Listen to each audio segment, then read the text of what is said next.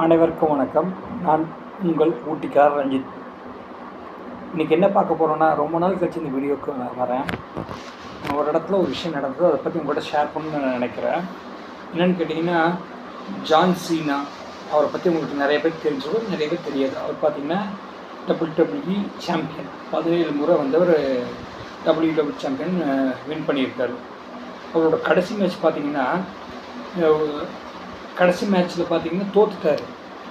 ஆனால் அது தோற்றுட்டார் இல்லையா, அதுக்கு ஏன் தோற்றாரு, ஏன் அவர் ஜெயிச்சிருக்கோம் இல்லையா, அதை ஜெயிச்சிருந்தா அவர் பெரிய லெவலில் போயிருக்கணும் இல்லையா, ஏன் தோற்றாரு அப்படிங்கிற ஒரு விஷயத்தை பற்றி நிறைய பேர் கன்சல்ட் பண்ணிகிட்டு இருக்காங்க.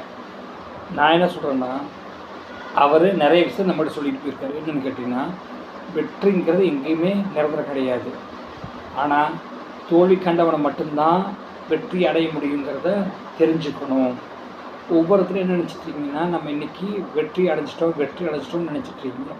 ஆனால் இது முட்டாளோட முதல் படிங்கிறது யாருக்குமே தெரியல. ஒரு வெற்றியாளரோட முதல் படிங்கிறது தோல்வி கண்டவனால் மட்டும்தான் வெற்றி அடைய முடியுங்கிறத நீங்கள் புரிஞ்சுக்கணும். ஒன்று. இன்னொன்று, இவர் நல்லவராக இருக்கார், இவர் நம்மளை காப்பாற்றுவார், இவர்கிட்ட நம்ம எல்லாமே உண்மையாக நடந்துக்கணும், அவருக்காக உயிரை கொடுக்கணும்னு நினைப்பீங்க. அதுதான் ஒருத்தனோட முட்டாள்தனங்கிறது. ஏன்னு கேட்டிங்கன்னா, யாரை நல்லவன் நினச்சி நம்ம போகிறோமோ அவன் தான் நம்ம முதுகில் குத்துவான்.